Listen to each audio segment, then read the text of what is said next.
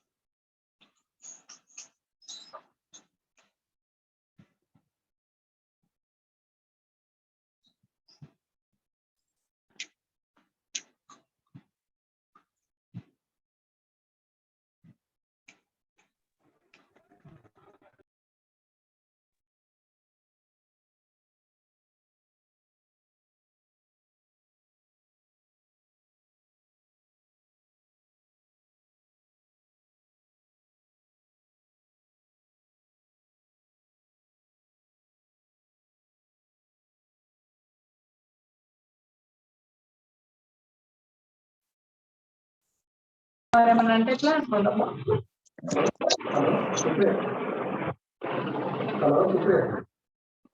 మళ్ళా మిగతా కూడా కంప్లీట్ చేయమంటారు.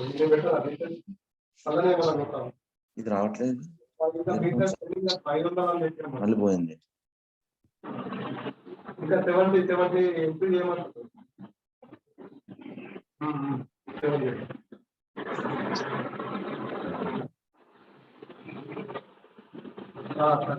నువ్వు మళ్ళీ మళ్ళీ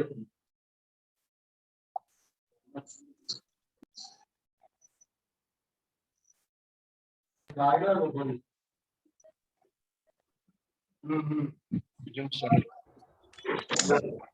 ఇది ఆడియో వైఫై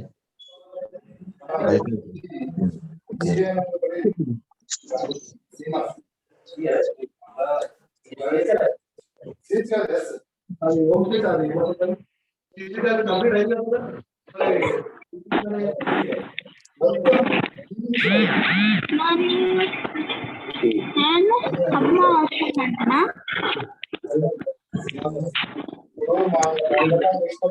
మాట్లాడుతున్నాను.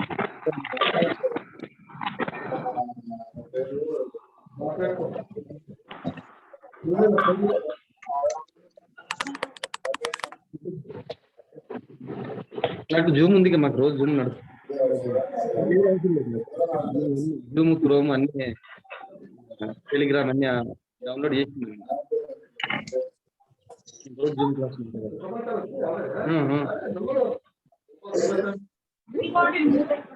పారింది బోట్ల జరుగుతుంది.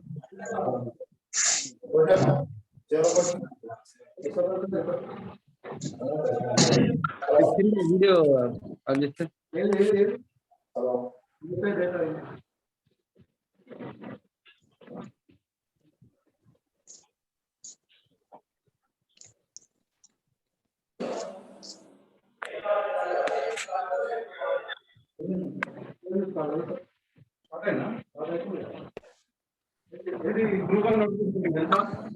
జూన్ సెకండ్ జనార్దన్ రెడ్డి చాలా స్ట్రిక్ట్ ఆయన.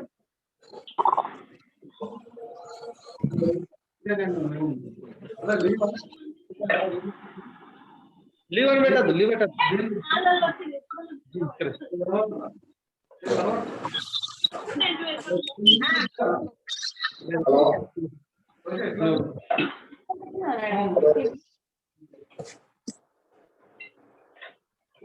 హలో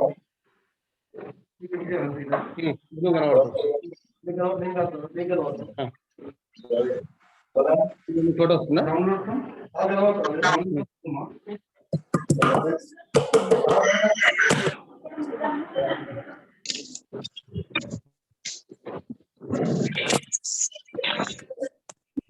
అందరూ వచ్చిందా సార్?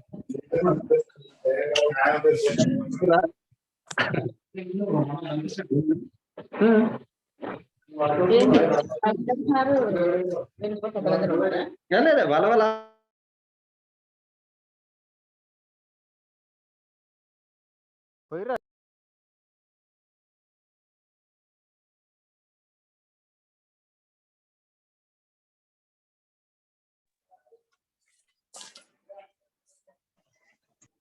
ఇప్పుడు కానీ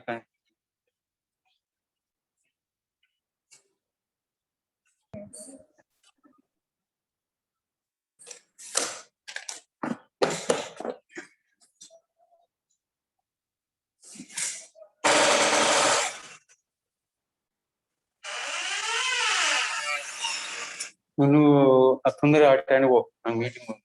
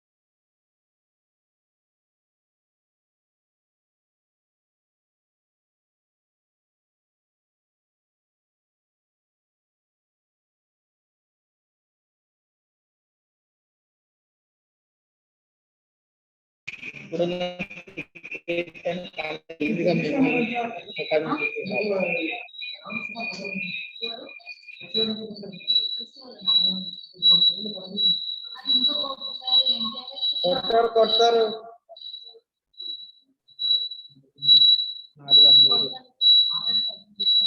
ఎవరో మ్యూట్ పెట్టండి sir.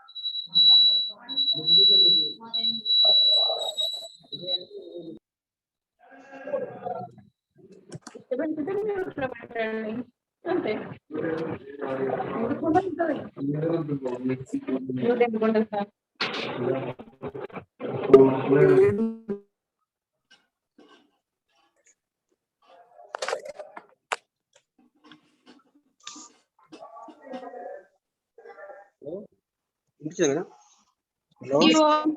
We will be starting within 5 minutes.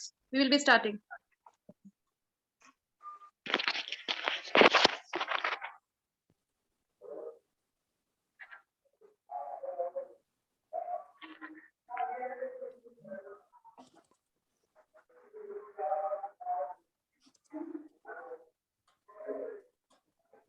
Hey, Shilpi, is someone starting the meeting?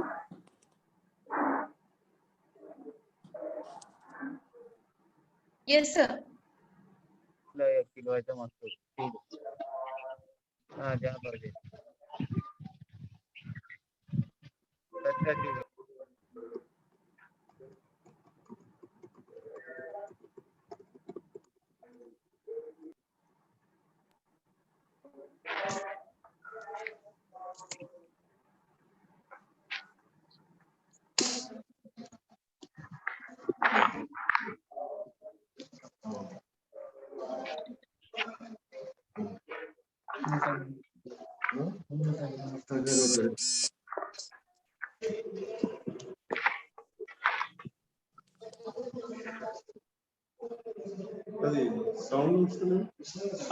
Good morning to all. కొంచెం ఎవరైతే జాయిన్ అయ్యారో మీరందరూ కూడా మీ ఆడియోస్ ని మ్యూట్ చేసుకోండి. మనం ఒక 2 minutes లో స్టార్ట్ చేసుకుందాం. ప్లీజ్ మీరందరూ కూడా మీ ఆడియోస్ ని మ్యూట్ చేసుకుంటే డిస్టర్బెన్స్ గా ఉండదు. ఒక 2 minutes లో మనం స్టార్ట్ చేసుకుందాం. ఆడియన్స్ అంటే బయట సౌండ్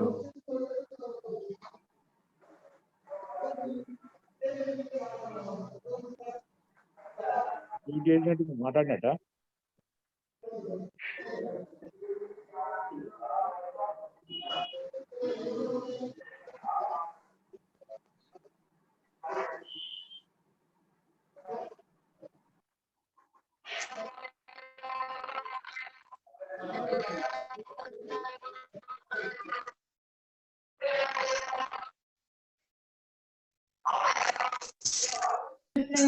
మ్యూట్లో పెట్టమనదు.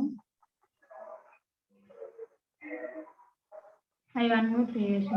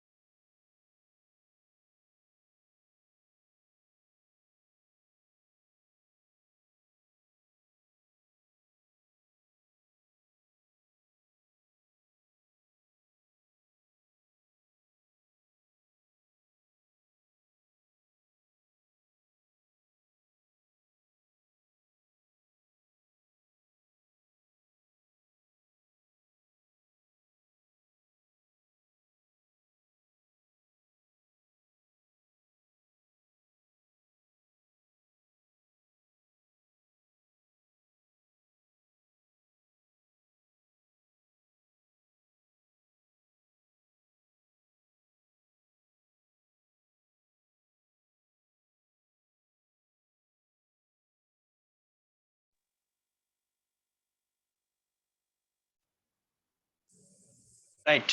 Good morning to all. Thank you for joining this meeting. So, మా ఈ యొక్క వెబినార్ ని మనం ఇంటర్నేషనల్ బయోడైవర్సిటీ డే 2021 సెలబ్రేషన్స్ లో భాగంగా మనం ఈ వెబినార్ ని ఈరోజు స్టార్ట్ చేసుకోబోతున్నాం.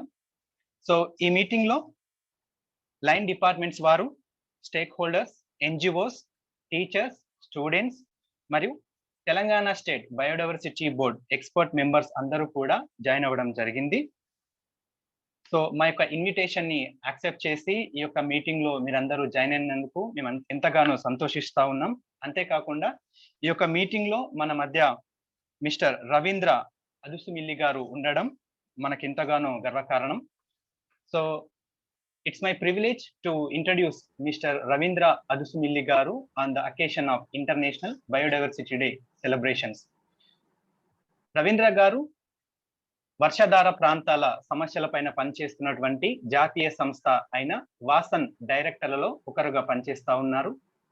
ఈ వ్యవసాయ శాస్త్రాలు మరియు ఆర్థిక శాస్త్రంలో అభివృద్ధి అనేటువంటి బ్యాక్గ్రౌండ్ లో వీరు పనిచేస్తా ఉన్నారు. అంతేకాకుండా ప్రధానంగా సహజ వనరుల నిర్వహణ, నీరు మరియు వర్షాధార వ్యవసాయం పైన వీరి పని ఉంటుంది. జాతీయ స్థాయిలో పోషక భద్రతను నిర్ధారించడంలో ప్రధానమైనటువంటి వర్షాధార ప్రాంతాలను నిర్లక్ష్యం చేసినటువంటి కేసులను వాసన్ గారు వాదిస్తా ఉన్నారు. సో ముఖ్యంగా మిల్లెట్ల యొక్క ప్రచారం, ఆహార భద్రత, కార్యక్రమాల వైవిధ్యీకరణ మరియు వికేంద్రీకరణకు సంబంధించిన విధానాల పైన మన రవీంద్ర గారు పనిచేస్తున్నటువంటి విషయాలు. సో నేను రవీంద్ర గారిని I'm giving this time to I'm hand overing this time to mister Ravindra garu to lead the session. అంతకు ముందుగా ఈ సెషన్ మనకు 1 hour ఉంటుంది. So after completing this session మీకు ఏమైనా క్వశ్చన్స్ ఉన్నట్లయితే మీరు చాట్ బాక్స్ లో మీ క్వశ్చన్స్ ని టైప్ చేయండి. మీకు ఏమైనా డౌట్స్ ఉండి అడగాలనుకుంటే మీ యొక్క హ్యాండ్ రేజ్ చేసినట్లయితే మా యొక్క అడ్మిన్ గారు మీకు ఛాన్స్ ఇస్తారు. So thank you for giving this opportunity. I'm hand overing this time to mister Ravindra garu. Thank you sir. Thanks Gopi garu. Shall I share the screen? అందరికీ నమస్కారం. So happy to talk to you all. అంటే గోపి గారు చెప్పినట్లు ఏమన్నా మీ ప్రశ్నలు కానీ మీరేమన్నా షేర్ చేసుకుందాం అన్నా కానీ మీరు చాట్ బాక్స్ లో ఇస్తే కనుక అయిపోయిన తర్వాత మనం దాని గురించి ఎక్కువగా మాట్లాడుకోవచ్చు. ముఖ్యంగా నేను నా ఆలోచనలు, ఎక్స్పీరియన్స్, తర్వాత ఒక 20 సంవత్సరాల పనిలో నేర్చుకున్న విషయాల నుంచి వచ్చిన అవగాహన మీ ముందు ప్రజెంట్ చేద్దాం అనుకుంటున్నాము. అంటే ముఖ్యంగా నా ఎక్స్పీరియన్స్ అంతా కూడా దాదాపు మేము వాసన్లో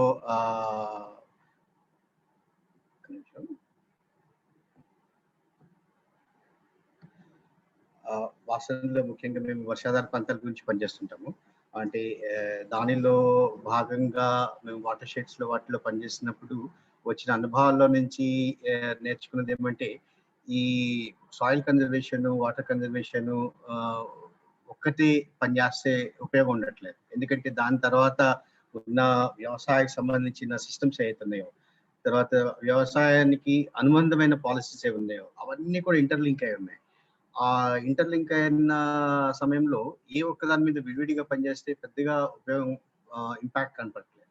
సో ఆ విధంగా చూసి వెనక్కి వెళ్ళి ఏమేమి పాలసీస్ ఉన్నాయి, ఎట్లాంటి పాలసీస్ ఇన్ఫ్లుయెన్స్ చేస్తున్నాయి, పబ్లిక్ ఇన్వెస్ట్మెంట్స్, గవర్నమెంట్ ఇన్వెస్ట్మెంట్స్ ఎట్లా ఉన్నాయి, ఎట్లా మారుతూ వచ్చింది వ్యవసాయం, తర్వాత వ్యవసాయానికి, హెల్త్ కి, న్యూట్రిషన్ కి, ఫుడ్ కి రిలేషన్స్ ఎట్లా మారుతూ వచ్చినాయి, ఒకదానికి ఎట్లా పరస్పరంగా ఇంపాక్ట్ చేస్తున్నాయి, ఆ విషయాలన్నింటిలోనూ కొంత అవగాహన వచ్చింది. ఆ అవగాహనలో నుంచి క్లుప్తంగా మీకు షేర్ చేద్దాం అనుకుంటున్నాను. ప్రాబ్లీ నాకు ఒక 40-45 నిమిషాలు సరిపోతుంది. ఆ తర్వాత మనం క్వశ్చన్ ఆన్సర్స్ పెట్టచ్చు. సో నన్ను అడిగింది ఏంటంటే మన ఫుడ్ సిస్టమ్స్ ని ట్రాన్స్ఫార్మ్ చేసుకోవటం ఎట్లా అన్న దాని మీద ముఖ్యంగా వస్తుంది. దీంట్లో 3 కీవర్డ్స్ ఉన్నాయి. ఒకటి అసలు ఫుడ్ అంటే ఏంటి, సిస్టమ్స్ అంటే ఏంటి, ట్రాన్స్ఫర్మేషన్స్ అంటే ఏంటి. ఈ మూడు చాలా వెనకాల చాలా లోడెడ్ వర్డ్స్. ఈ ట్రాన్స్ఫర్మేషన్స్ ఫుడ్ సిస్టమ్స్ లో ఎట్లా వస్తాయి, ఏం చూడాలి అన్న దాని మీద చూడాలంటే మనం ఒకసారి వెనక్కి వెళ్ళి అసలు ఈ ఫుడ్ సిస్టమ్స్ ఎట్లా ఉండేవి, ఎట్లా ఉండొచ్చు అన్నది మనం ఒకసారి ఆలోచించుకుంటే అక్కడి నుంచి ఎటువైపు వెళ్ళాలి అన్నది వస్తుంది. పర్టికులర్ గా ఇప్పుడు అందరికీ తెలిసిందే ఈ కోవిడ్ సంబంధించి ఇమ్యూనిటీ, న్యూట్రిషన్, తర్వాత వైటమిన్ డెఫిషియన్సీ, మినరల్ డెఫిషియన్సీ, ఇవన్నీ కూడా ఆహారానికి హెల్త్ కి ఉన్న సంబంధాన్ని బాగా ముందు తీసుకొచ్చాయి. అందరినీ పర్సనల్ గా అనుభవించేట్లు చేసినాయి. అందరం ఇప్పుడు వెళ్ళి కాల్షియం టాబ్లెట్లు మింగుతున్నాము, జింక్ టాబ్లెట్లు మింగుతున్నాము. అవన్నీ రావటం వల్ల మనకి ఈ అవగాహన న్యాచురల్ గా అందరికీ వచ్చింది. కానీ ఈ కాల్షియము, జింక్, ఈ డెఫిషియన్సీస్ ఇవన్నీ కూడా మన ఫుడ్ సిస్టమ్స్ లో ఎందుకు వచ్చినాయి, ఎట్లా వచ్చినాయి అంటే చూసుకుంటే అది ఆహారం ఎక్కడి నుంచి వచ్చింది, అగ్రికల్చర్ నుంచి. సో ఈ లీకేజెస్ అన్ని మనం ఒకసారి తరిచి చూసుకోవాల్సిన అవసరం ఉంది. ముందు చూస్తే ఈ ఫోకస్ అంతా కూడా మనకి ఈ 40 నిమిషాల్లో చూస్తుంది. ఫుడ్ సిస్టమ్స్, ఫుడ్ ఏంటి, సిస్టమ్స్ ఏంటి, ట్రాన్స్ఫర్మేషన్ వీటి మీద ఉంటుంది. ఇది ఒక స్టార్టింగ్ పాయింట్ లో చూసుకుంటే ఒకప్పుడు మనకి గవర్నమెంట్ అంటే ప్రభుత్వం యొక్క ఇంట్రూజన్ ఇంటూ సిస్టమ్స్ ఎక్కువగా లేనప్పుడు, అంటే ప్రభుత్వ పథకాలు, ప్రభుత్వ ఇన్వెస్ట్మెంట్స్ అట్లా ఎక్కువ లేకుండా ప్రజలు వాళ్ళంతటికి వాళ్ళే బతుకుతున్న టైమ్స్ లో వ్యవసాయం ఎట్లా ఉండేది, ఫుడ్ ఎట్లా ఉండేది అని చూసుకుంటే మనము ఒక హోమ్ స్టే తీసుకుంటే, ఒక కుటుంబం తీసుకుంటే ఆ కుటుంబానికి అసలు ఫుడ్ అనేది ఎక్కడెక్కడి నుంచి సమకూరేది అన్నది కనుక మనము ఆలోచిస్తే ఒకటి కొంత ఫుడ్ వాళ్ళ హోమ్ స్టేట్స్ లో నుంచి, వాళ్ళ ఇంటికి ఉన్న పరిసరాల్లో నుంచి, అది పౌల్ట్రీ కావచ్చు, లేకపోతే కిచెన్ గార్డెన్స్ కావచ్చు. వాళ్ళ చాలా రాష్ట్రాల్లో బాడీ కేత్ అంటారు, అంటే చాలా ట్రైబల్ ఏరియాస్ లో కూడా ఉంటుంది. ఒక ఇల్లుంటే ఇల్లు వెనకాల కొంత భూమి ఉంటుంది. సో అవి మేజర్ సోర్స్ ఆఫ్ ఇది. తర్వాత ఇంట్లో ఉన్న లైఫ్ స్టాక్, ఇది ఒక సోర్స్ ఆఫ్ ఫుడ్ అనుకుంటే, తర్వాత వాళ్ళ సొంత భూముల్లో, వ్యవసాయ భూముల్లో పండించిన పంటలు, తర్వాత ఆ పండించిన పంటలే కాదు, ఆ పండించిన పంటల్లో వచ్చిన వీడ్స్, ఏవైతే వీడ్స్ అని చెప్పి మనము వీడిసైడ్ కొట్టి చంపడానికి ప్రయత్నిస్తామో, ఆ వీడ్స్ చాలా వరకు పోషకాలుగా ఉండేవి. గ్రీన్స్, లీఫీ వెజిటబుల్స్ అక్కడి నుంచి వచ్చేవి. చాలా డైవర్స్ లీఫీ వెజిటబుల్స్ వచ్చేవి అక్కడ. అవి కొంత. తర్వాత వ్యవసాయంలో నుంచి వచ్చిన పంటలు కొంత. వ్యవసాయంలో పంటలు కూడా చాలా డైవర్సిఫైడ్ అగ్రికల్చర్ నుంచి వచ్చిన ఉండేవి. చాలా వరకు అందరు రైతులు వాళ్ళ భూముల నుంచి కొంత తిండి గింజలే కాకుండా పల్సెస్, తర్వాత ముఖ్యంగా పల్సెస్, ఆయిల్ సీడ్స్ కూడా కొన్ని ప్రాంతాల నుంచి వచ్చేవి. మల్టిపుల్ ఇవి వచ్చేటట్టు చూసుకునేవారు ఇంటికి సంబంధించి, అట్లా ఉండేది. తర్వాత కామన్స్, ఎవరికైతే భూములు తక్కువగా ఉన్నాయో మిగతా వాళ్ళు కూడా కామన్ ల్యాండ్స్ విస్తారంగా ఫుడ్ సప్లిమెంటేషన్ చేసేవి. ఒక రకంగా చూసుకుంటే అక్కడ ఉన్న ఫ్రూట్స్ కానీ, పళ్ళు ఫలాలు అక్కడి నుంచి ఏరుకు తెచ్చుకునేవి కానీ, లేకపోతే యానిమల్స్ అక్కడికి వెళ్ళి గ్రేస్ చేసుకుంటే ఆ యానిమల్స్ నుంచి వచ్చిన ఆహారము, ఇన్కమ్ కానీ. తర్వాత చాలా ఊళ్ళల్లో చూసుకుంటే వాటర్ బాడీస్ లో ఫిష్ ప్రొడక్షన్ ఉండేది. ఆ ఫిష్ ప్రొడక్షన్ లో సంవత్సరం అయిన తర్వాత ప్రతి ఇంటికి కొంత వచ్చేది. మధ్యలో వెళ్ళి దొంగతనంగానో రైట్ఫుల్ గానో వెళ్ళి ఫిష్ ని హార్వెస్ట్ చేసి తీసుకురావడం కూడా ఉండేది. అట్లానే చూసుకుంటే ఫారెస్ట్ ల్యాండ్స్, ఏదైతే ఫారెస్ట్ ఏరియాస్ ఉన్నాయో దానిలో నుంచి చాలా కలెక్టెడ్ ఫుడ్స్ వచ్చేవి. తర్వాత మిగతావి ఏవైతే ఈ పరిసరాల్లో నుంచి, అంటే తన ఎకోసిస్టమ్ లో నుంచి, ఒక హౌస్ హోల్డ్ ఎకోసిస్టమ్స్ లో నుంచి దొరకనివి ఏవైతే ఉన్నాయో, పండనివి ఏవైతే ఉన్నాయో అవన్నీ కూడా మార్కెట్ నుంచి వచ్చేవి.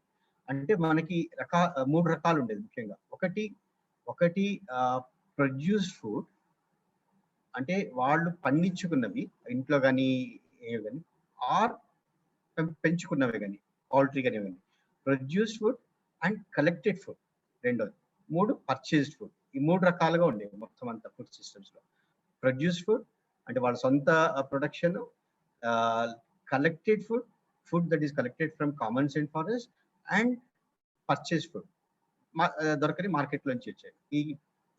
ఈ కలెక్టెడ్ ఫుడ్ లో చాలా వరకు లేబర్ గా వ్యవసాయానికి పనికి వెళ్ళినప్పుడు అక్కడి నుంచి తీసుకున్న వీళ్ళు చాలా కూడా ఇంటికి వచ్చాయి. అక్కడి నుంచి గడ్డి వచ్చేది, ఇవి వచ్చేవి. అలానే వ్యవసాయంలో లేబర్ కోసం వెళ్ళినప్పుడు, పంట కోతలకు వెళ్ళినప్పుడు అక్కడి నుంచి కొన్ని గ్రెయిన్స్ కైండ్ గా వచ్చేవి. సో ఇవన్నీ కలిపి ఒక హౌస్ హోల్డ్ కి ఫుడ్ నీడ్స్ ని మీట్ అయ్యాయి. అంటే ఇప్పుడు వాళ్ళ ఆహారపు భద్రత సమకూర్చేది. సో ఇది ఒక self contained, decentralised, location specific and local economy, food economy. అంటే ఇదంతా కలిపి ఒక సిస్టమ్ అనుకోవచ్చు. సిస్టమ్ అని ఎందుకంటున్నామంటే అది ఒక కుటుంబం వాళ్ళ సొంతంగా పండించుకునేదే కాదు, కామన్స్ లో నుంచి వచ్చేది, గ్రేజింగ్ లో నుంచి వచ్చి పెంచుకున్న లైఫ్ స్టాక్ నుంచి వచ్చే ఫుడ్, కలెక్టివ్ పాండ్స్ లోంచి హార్వెస్ట్ చేసిన ఫుడ్, వీటన్నిటికి మధ్యలో tenurial rights, farmer wage labour relationships, తర్వాత ఫార్మర్ రైట్స్ ఇన్ ఫారెస్ట్, తర్వాత మార్కెట్ యాక్సెస్, ఇవన్నీ కలిపి ఒక సిస్టమ్ గా మనం చూస్తే కనుక ఆ system mostly and essentially local, అవి ఎక్కువ మనకి ఒక హౌస్ హోల్డ్ ఫుడ్ నీడ్స్ ని సమకూర్చేది. సో ఇది ఒక సెల్ఫ్ కంటైన్ సిస్టమ్ అయితే, ఆ సిస్టమ్ లో నుంచి మనకి నెమ్మదిగా ఎవాల్వ్ అవుతూ వచ్చింది. ఇప్పుడు ఇది చూసుకుంటే మనము అంటే ఈ దీన్ని కొంచెం మనం క్యారెక్టరైజ్ చేస్తే,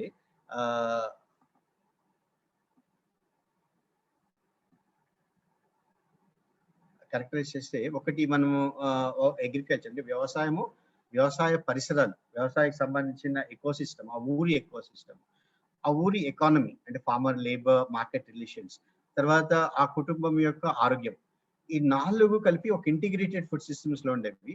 దానిలో ఒక కల్చరల్ నార్మ్స్, ఒక సొసైటల్ నార్మ్స్ కూడా దానికి అనుబంధంగా ఉండేది. అంటే ఇప్పుడు కల్చరల్ నార్మ్స్ చాలా ఉంటాయి. ఇప్పుడు ఉదాహరణకి ట్రైబల్ ఏరియాస్ లకు వెళ్తే సంవత్సరానికి కొన్ని పండుగల్లో వేటకు వెళ్తారు. వేటకు వెళ్ళేప్పుడు వాళ్ళకి నియమాలు ఉంటాయి. అట్లానే సోషల్ నార్మ్స్ లో ఎవరికి ఏమి ఇస్తారు అన్నీ కూడా అన్నీ ఉంటాయి. సో ఇది కలిపి మనకి ఒక ఇంటిగ్రేటెడ్ సిస్టమ్ లాగా ఉండేది. సో దీనిలో ఏంటంటే లాట్ ఆఫ్ డైవర్సిటీ, రకరకాల సోర్సెస్ నుంచి ఫుడ్ వస్తుంది, రకరకాల ఫుడ్ వస్తుంది. కాబట్టి ఆ ఫుడ్ లో డైవర్సిటీ ఉండేది. ఇవన్నీ కూడా ఒక సిస్టమ్ కి ఇంకో సిస్టమ్ కి ఉన్న సంబంధాలని రీఇన్ఫోర్స్ చేసుకునేవి, స్ట్రెంథెన్ చేసుకునే రిలేషన్షిప్స్ ఉండేవి ఒక ఇంటిగ్రేటెడ్ ఎకో సిస్టమ్ లో. ఇట్లా చూసుకుంటే అదే ఎకో సిస్టమ్ లో అంటే ఒక human health, eco system health, ఏదైతే భూములు తర్వాత మనుషుల ఆరోగ్యం, ఈ రెండిటికి కూడా సంబంధం ఉండేది. ఆ భూముల నుంచి వచ్చిన ఫుడ్ లో ఉన్న న్యూట్రిషన్, హ్యూమన్ న్యూట్రిషన్ ఉండేది. హ్యూమన్ ఇంటర్వెన్షన్స్ లో నుంచి భూమికి కూడా బలం వెళ్ళేది. సో ఆ భూమి మనుషులకి మధ్య సంబంధం ఒకటి రీఇన్ఫోర్సింగ్ ఉండేది. అట్లానే ఇది ఒక రొమాంటిక్, అంత బాగుంది పర్ఫెక్ట్ సిస్టమ్, ఒక ఐడియల్ సిస్టమ్ అనేది కూడా కాదు.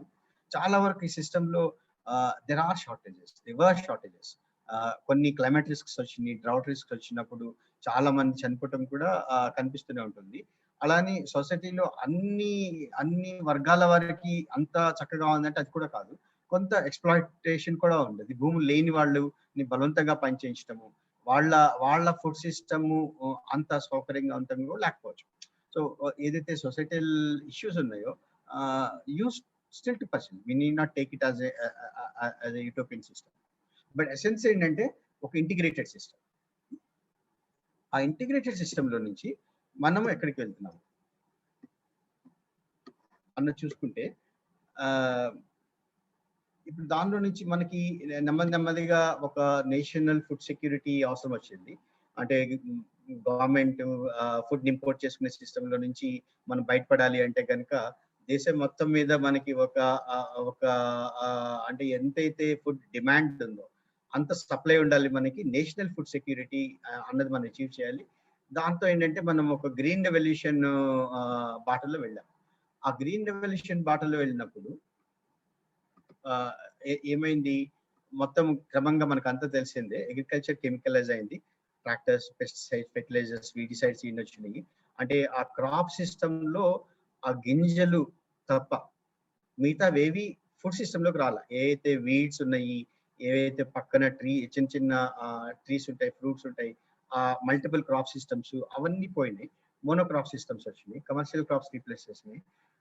తర్వాత కామన్స్ డిగ్రేడ్ అయినాయి, కొన్ని ప్రైవేటైజ్ చేశారు. సో కామన్స్ లో నుంచి వచ్చే ఫుడ్ అంటే మీరు అందరూ తెలిసి ఉంటుంది, చిన్నప్పుడు ఊళ్ళలో పెట్టిన వాళ్ళకి బయటకు వెళ్తే రోడ్ల పక్కన చెట్లు, పొలాల్లో చెట్లు, అడవుల్లో చెట్లు చాలా పట్టుకుని తింటాము. రకరకాలుగా ఒక డైవర్సిఫైడ్ ఫుడ్ సోర్స్ ఉండేది మనకి. సో అదంతా కూడా గ్రాడ్యువల్ గా ఎరోడ్ అయిపోయింది. So no longer that kind of food is available to the households, particularly poorer households. తర్వాత ఫారెస్ట్ డిగ్రేడ్ అయింది, ఫారెస్ట్ యాక్సెస్ రైట్స్ ప్రాబ్లం వచ్చింది, వాటర్ బాడీస్ పొల్యూట్ అయినాయి, పెస్టిసైడ్స్ తో చాలా లోకల్ అంటే అగ్రికల్చర్ వ్యవసాయంలో మధ్యలో ఉన్న వాటర్ బాడీస్ లో చేపలు పెంచుకునే స్థాయి నుంచి దాటిపోయింది, ఎందుకంటే అంత కెమికల్ పొల్యూషన్ ఉంది. తర్వాత అట్లానే వాటర్ బాడీస్ లో రెగ్యులేషన్ ప్రాబ్లం అయింది.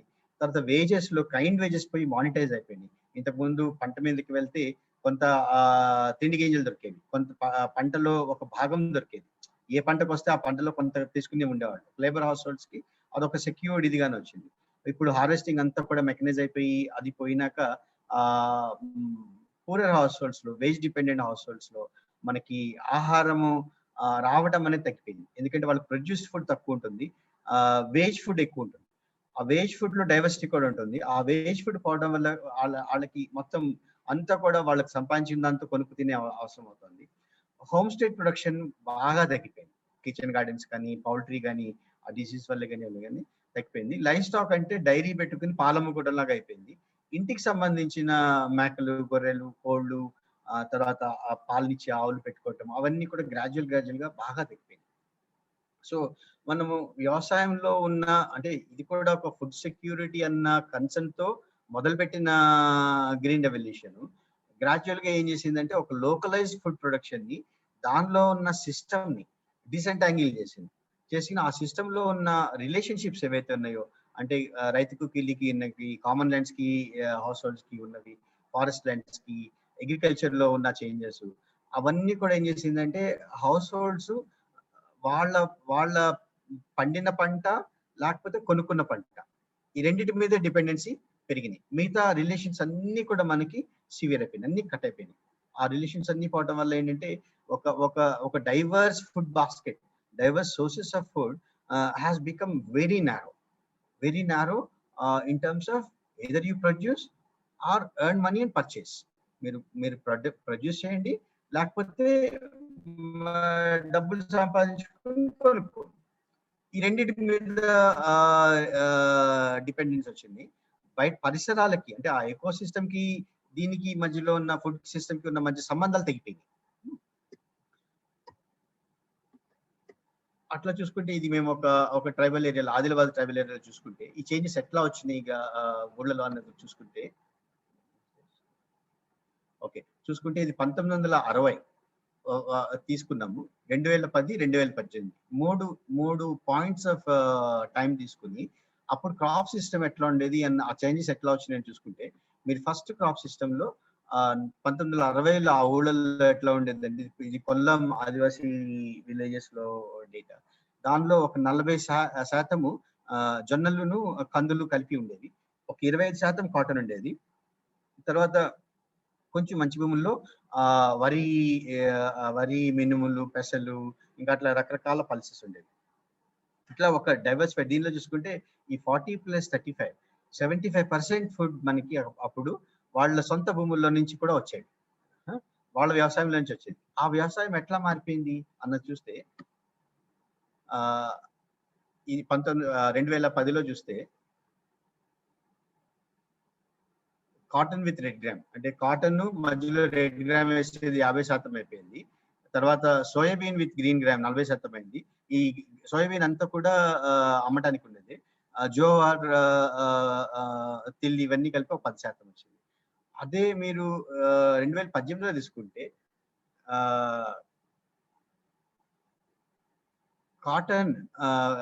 కాటన్ మోనోక్రాప్ కాటన్ కానీ, లేకపోతే కాటన్ విత్ రెడ్ గ్రామ్ కానీ 70% ఉంటే, సోయాబీన్ 13%, రెడ్ గ్రామ్ 12%. ఈ మూడు కూడా మోనోక్రాప్స్ అయినాయి.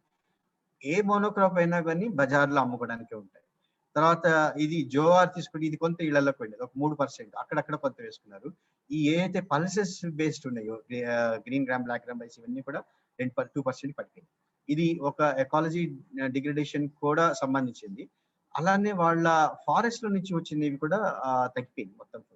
అంటే ఒక డైవర్సిఫైడ్ ఇంట్లోకి వచ్చే ఆహారం నుంచి ఒక మొత్తం మార్కెట్కి వెళ్ళే పంటలు పండించడము, తర్వాత ఇంట్లోకి వచ్చేవి బాగా తగ్గిపోవడం.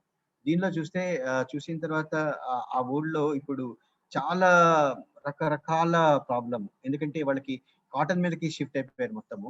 కాటన్ లో మోనోక్రాప్ కాటన్ ఎక్కువ. కాటన్ లో వాళ్ళకి అంత ప్రొడక్టివిటీ రాదు, తర్వాత వాళ్ళకి అంత మార్కెట్ యాక్సెస్ ఉండదు. సో అంటే ఇన్కమ్ కూడా మామూలు ప్లెయిన్ కాటన్ ఫార్మర్స్ లాగా, ఇరిగేటెడ్ కాటన్ ఫార్మర్స్ లాగా అంత ఎక్కువ ఇన్కమ్ కనపడదు. వాళ్ళని చూసి వీళ్ళు వార్త పెట్టుకున్నారు. ఇన్కమ్ కనపడదు, వాళ్ళకున్న ఫుడ్ పోయింది, మొత్తం కమర్షియల్ దానిలోకి వెళ్ళిపోయింది. ఇప్పుడు బతుకంతా కూడా ప్రభుత్వం ఇచ్చిన పీడిఎస్ రైసులతో గడుపుతుంది అనమాట. అట్లాగా ఒక కొన్ని మంత్స్ హంగర్, అంటే ఇప్పుడు బియ్యం అయితే దొరుకుతాయి కానీ మిగతావి ఏమి దొరకవు. దాంతో they have serious impacts on the nutrition side. So yeah, ఇట్లా చూసుకుంటే తెలంగాణలో మనం చూసుకుంటే ఇట్లాంటి దీనిలో ఇట్లాంటి సిస్టమ్స్ లో నుంచి మనం ఏమన్నా కొన్ని అభివృద్ధి బాగా చెందామా, మనం ప్రాబ్లమ్ సాల్వ్ చేయగలిగామా అనుకుంటే మనం ఇప్పుడు ఈ టేబుల్లో చూస్తున్నది ఇది standard nutrition indicator. Stunting, wasting, severe wasting, under weight, anaemia, children లో ఎనీమియా ఉండటము, అడాల్సెంట్ గర్ల్స్ లో, ప్రెగ్నెంట్ ఉమెన్ లో ఎనీమియా ఉండటం అట్లా చూసుకుంటే అలార్మింగ్ సిచ్యువేషన్.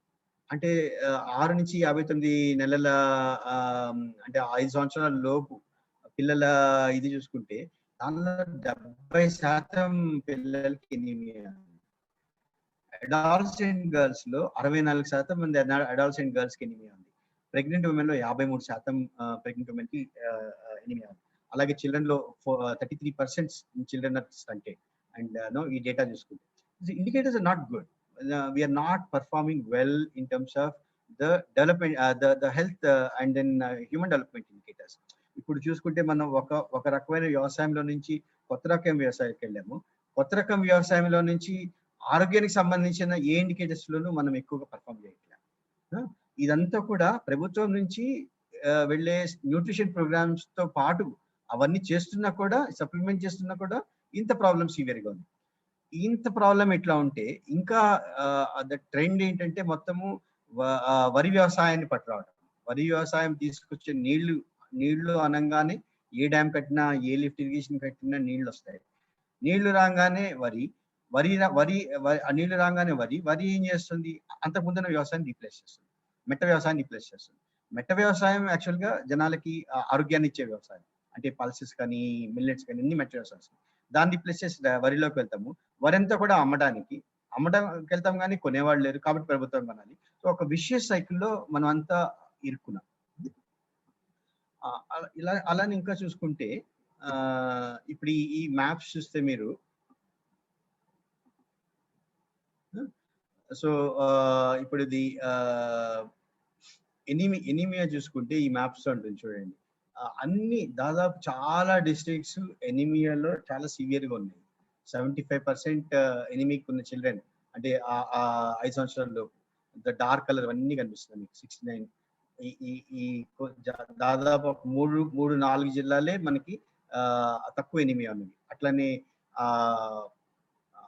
15 to 49 years ఉన్న ఉమెన్ లో ఎనిమియా ఎట్లా ఉంది మీరు చూస్తే కనుక ట్రైబల్ ఏరియాస్ లో చూడండి. ట్రైబల్ ఏరియాస్ లో పర్టికులర్ గా హైలీ ఎనిమిక్. అంటే ట్రైబల్ ఏరియాస్ లో నార్మల్లీ మన ఇమాజినేషన్ ఏంటంటే ఒక రిచ్ ఫుడ్ దొరుకుతుంది, అడవులు ఉంటాయి, అడవుల్లో వేరుకొచ్చుకోవచ్చు,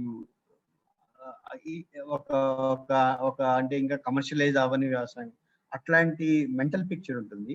కానీ ఇప్పుడు ఈ రకమైన గ్రీన్ రెవల్యూషన్ ట్రెండ్స్ ట్రైబల్ వ్యవసాయంలోకి, అడవులు పక్కనున్న ఊళ్ళలోకి కూడా బాగా పాకింది.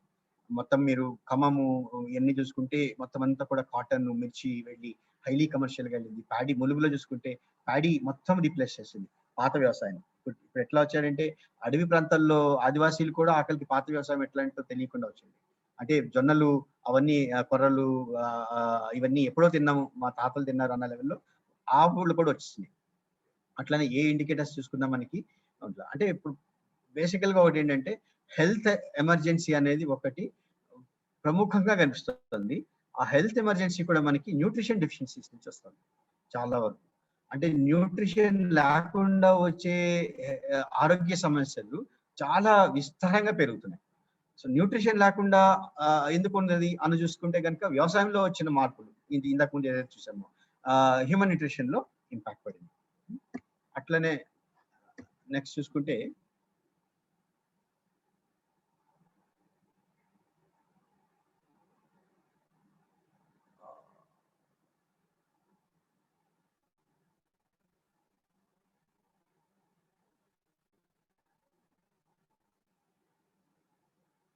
జస్ట్ ఒక్క నిమిషము.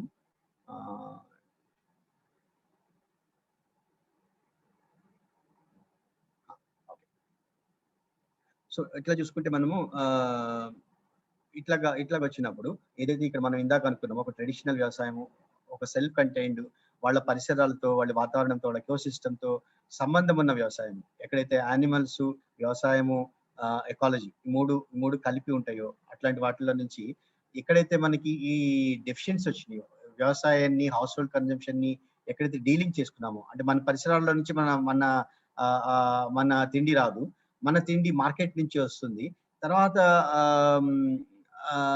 తర్వాత మనము వేరే కొన్ని తినే దాని మీద ఎక్కువ డిపెండెన్స్ అవుతున్నాము. వీటి మధ్య వచ్చిన nutritional disorders, food and nutrition issues ఇవన్నీ చూసుకుంటే గవర్నమెంట్ నుంచి వచ్చిన న్యూట్రిషన్ ప్రోగ్రామ్స్, ఈ ఆహారపు కొరత అన్నది, న్యూట్రిషన్ ఇష్యూస్ అన్నదాన్ని డీల్ చేయడానికి పీడిఎస్ లో ఒకటి మేజర్ గా సౌకర్యం వచ్చింది. అంగన్వాడీ కేంద్రాలు, మిడ్ డే మీల్ ప్రోగ్రామ్స్, ఇవన్నీ కూడా స్టేట్ న్యూట్రిషన్ ప్రోగ్రామ్స్ వచ్చింది. ఇప్పుడంతా కూడా ఏంటంటే ఇంతకు ముందు మనకి produced food, collected food, purchase food, ఆ మూడు ఉంటే ఇప్పుడు నాలుగో ఒకటి యాడ్ అయింది ఏంటంటే గవర్నమెంట్ సప్లై ఫుడ్, ప్రభుత్వము నుంచి వచ్చే ఆహారం. ఈ నాలుగోది యాడ్ అయింది. నాలుగోది యాడ్ అయినాక చాలా వరకు మీరు చూసుకుంటే ఇప్పుడు ఈ కాలంలో, కరోనా కాలంలో కూడా లేబర్ ఎట్లా బతుకుతున్నారంటే, ఒకటి ఉపాధి హామీ మీద, రెండోది ఈ వచ్చిన పీడిఎస్ రైస్ మీద. పిల్లలు గర్భవతులు వెళ్ళడానికి అంగన్వాడీ నుంచి వచ్చేదాన్ని మీద కొంత డిపెండెన్స్ ఉంటారు. అంటే మనం ఏంటి, ఆరోగ్యాన్ని ఒక పరిసరాల్లో నుంచి, ఒక వ్యవసాయ పద్ధతిలో నుంచి, ఒక కుటుంబము, ఒక కమ్యూనిటీ సమకూర్చుకునే విధానంలో నుంచి మనం బయటకు వెళ్ళిపోయి ఆరోగ్యాన్ని, న్యూట్రిషన్ ని గవర్నమెంట్ మేనేజ్ చేస్తుంది, గవర్నమెంట్ సప్లై చేస్తుంది అన్న విధానంలోకి వెళ్ళాం. మంచిదా చెడ్డదా అన్నది మనం చెప్పట్లేదు. దీనివల్ల ఏమవుతుంది, మనం చూసుకుంటే ఒకసారి వ్యవసాయంలో చూసుకుంటే కింద ఇచ్చిన దానిలో ఇప్పుడు మీకు అందరికీ తెలుసు, వరి అని ప్రతి సంవత్సరం ఉంటుంది. ఆ వరి పండినాక రైతులందరూ ఎక్కడ అమ్ముకోవాలనేది ఆ ప్రజలతో గవర్నమెంట్ వెళ్ళి కొనుగోలు కేంద్రం పెట్టుకోవటము, మొత్తము ఫుడ్ కార్పొరేషన్ ఆఫ్ ఇండియా వాళ్ళ వేర్ హౌసెస్ అన్ని నిండిపోయి ఓవర్ఫ్లోయింగ్. తర్వాత దానికి సంబంధించిన subsidies, huge amount of subsidies. తర్వాత ఈ వరి ఇవి పండించడం వల్ల వచ్చిన గ్రౌండ్ వాటర్ డిప్లీషన్, దాని నుంచి వచ్చిన ఎకలాజికల్ డిగ్రేడేషన్, ఇవన్నీ కూడా వ్యవసాయాన్ని ఇబ్బంది పెడుతుంటే, గవర్నమెంట్ వైపు నుంచి చూస్తుంటే మౌంటింగ్ సబ్సిడీస్. మనం చూసుకుంటే ఇప్పుడు ఈ వ్యవసాయానికి సంబంధించి ఒట్టి ఫెర్టిలైజర్ సబ్సిడీ మనకి 70,000 కోట్లు ఉంటుంది సంవత్సరానికి. ఇండియా మొత్తంలో 70,000 కోట్ల రూపాయలు ఫెర్టిలైజర్ సబ్సిడీ ఉంటుంది. అట్లనే ఫుడ్ సబ్సిడీ 40,000 కోట్ల రూపాయలు ఉంటుంది.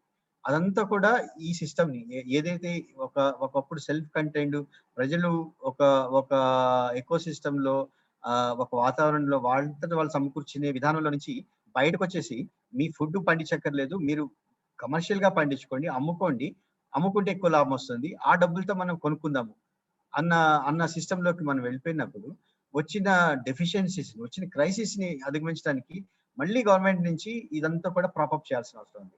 చాలా సపోర్ట్ సిస్టమ్స్ నిలబెడితే గానీ ఈ ఆహార వ్యవస్థ, ఈ కుటుంబ నిలబడట్లేదు. ఒకటి ఏంటంటే ఆ వ్యవసాయానికి సపోర్ట్ చేయాల్సిన అవసరము, రెండోది ఆరోగ్యానికి సపోర్ట్ చేయాల్సిన అవసరం.